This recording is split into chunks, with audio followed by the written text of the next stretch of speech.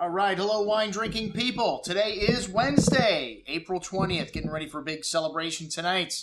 That's right, the Bordeaux tasting at Cafe Max is what I'm talking about, folks. Going to be taking down 8 Bordeaux from, I don't know, 4 or 5 different vintages, 05, 06, 07, 08. And a lot to talk about in what I drank yesterday. Part of the show, we will be reviewing the whole entire Great Wine Seminar throughout the course of the week. There's like 5 different seminars with that, so we're putting one on the end of each email with what I drank in the store as well. And what have I got to sell you today? Well, you know, we drank some great Burgundies over the weekend, the Georges Comte de Vogue, and I had to find something to throw on the email this week.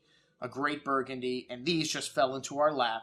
These wines from Dubreuil Fontaine, which is a great small producer, well, a 5th generation, Christine, the 5th generation to run this domain, which is located just up the hill in Pernon-Vergelès. And we've got 2 of the great red Grand Crus.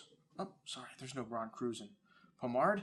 Oh, well, I had a little argument with this with one of my suppliers. And even though most people would consider Epenots one of the greatest of the premier crus in Pommard, the greatest of Grand Cru stature, especially in a vintage like 2005. Unfortunately, everything was classified in the 30s in Burgundy, folks, and nothing's really changed since then. I mean, nothing of significance. There's been no Grand Crus changing. Still, only 1% of all the vineyards in all of Burgundy is Grand Cru. And the only Grand Cru vineyard to have both red and white, the great hill of Courtin. Oh, I'm sorry.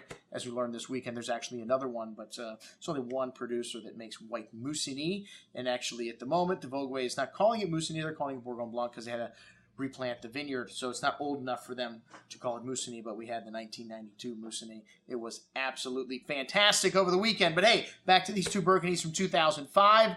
A legendary, soon-to-be legendary vintage from Burgundy. These wines still babies, but I've had these open for almost 24 hours now. They're really starting to open up. You know, when I first opened them, they still had this, they had this lovely fruit. I couldn't believe it. I thought they were going to be a little more hard-edged. But, you know, great wines from great vintages go through these cycles where they drink good, they shut down, they drink good. And these 05s apparently going through a period where they drink good. But you can just tell the structure, the depth, and the complexity in these wines.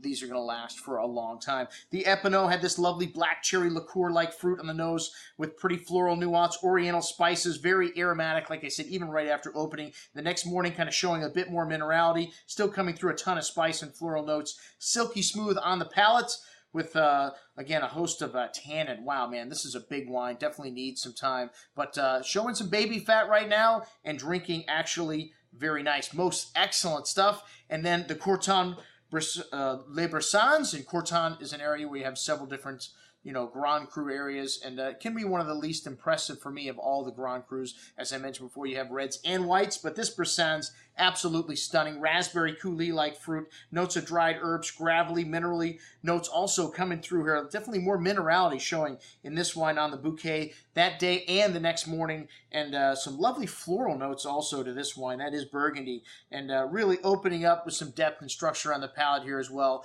A long finish, a lot of savory acidity, and wonderful tannins on this wine. This wine's got at least 15, 20 years or more in your cellar, folks. Check it out, these 2005 wines from Dubreuil Fontaine on our email today. I'm your host, Andrew Lampasoni, signing off for the Wine Watch, saying remember, always drink the good stuff first.